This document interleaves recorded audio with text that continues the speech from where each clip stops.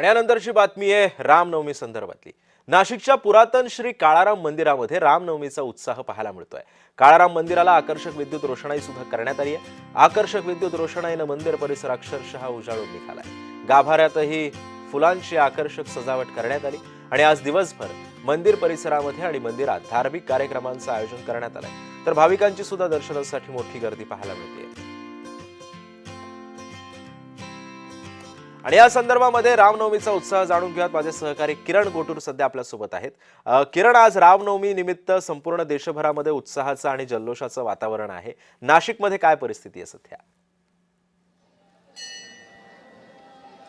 सिद्धेश, आज रामनवमी आहे आणि रामनवमीनिमित्त संपूर्ण देशभरामध्ये राममय वातावरण हे झालेलं आहे। नाशिकमध्ये सुद्धा काही वेगळी परिस्थिती नाही आहे। मी नाशिकच्या ऐतिहासिक काळाराम मंदिरात आहे। काळाराम मंदिरात देखील सकाळपासून भाविकांनी दर्शनासाठी गर्दी केलेली आहे। अत्यंत ऐतिहासिक मंदिर आहे आणि याच मंदिरात आज रामनवमीनिमित्त विविध धार्मिक कार्यक्रमांचं सुद्धा आयोजन करण्यात आलेलं आहे आणि रामरायाचं दर्शन घेण्यासाठी सकाळपासून भाविकांची गर्दी आपल्याला मंदिरामध्ये बघायला मिळते। मंदिराला विद्युत रोषणाई एकूणच करण्यात आलेली आहे। मंदिराच्या गाभाऱ्यामध्ये फुलांचं सजावट करण्यात आलेलं आहे। अशा वेगवेगळ्या पद्धतीचं जे आहे उत्साह आपल्याला या काळाराम मंदिरामध्ये बघायला मिळतो। भाविकांची सुद्धा गर्दी मोठी आहे।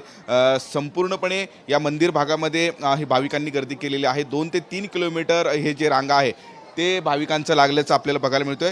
आणि आजच्या या संपूर्ण उत्सवासंदर्भात आपण माहिती घेऊयात। माझ्यासोबत महंत सुधीर दास आहेत। आज रामनवमी आहे, अत्यंत उत्साहाचं वातावरण आहे, ऐतिहासिक मंदिर आहे काळाराम मंदिर। काय काय कार्यक्रम होणार आहेत आज? सर्वात प्रथम जय महाराष्ट्राच्या सर्व प्रेक्षकांना मी रामनवमीच्या शुभेच्छा देतो। ही रामनवमी 1 कोटी सूर्यग्रहणा इतकी पुण्यप्रद आहे। हे पुण्य आपल्याला लाभो। आज या ठिकाणी पहाटे 5 वाजता काकड आरती या ठिकाणी राघवेंद्र बुवा पुजारी यांच्या हस्ते संपन्न झाली। आत्ताच प्रभू रामचंद्राचं महापूजन, अंतर्मातृका, बहिर्मातृका, पुरुष सूक्त, न्यासविधी संपन्न होऊन महाअभिषेक संपन्न होतोय। देवतांना अत्यंत उत्तम असे भरजरी महावस्त्र त्या ठिकाणी नेसवले जातील।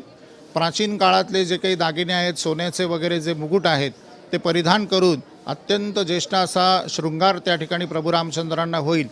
ठीक 12 वाजता माझे धाकटे बंधू नरेंद्र बुवा पुजारी यांच्या हस्ते रामजन्म होईल।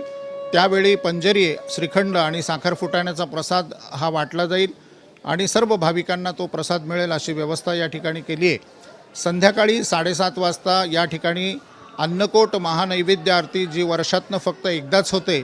आमच्या घरातील सर्व महिला, जसं आपण दिवाळीला फराळाचे पदार्थ करतो त्याचप्रमाणे गोडधोड करतो, तर सर्व प्रकारचे मिष्टान्न, सर्व प्रकारच्या चकल्या, करंजा, शेवयापासून तर 250 ताटं याचा नैवेद्य प्रभू रामचंद्रांना दाखवला जातो।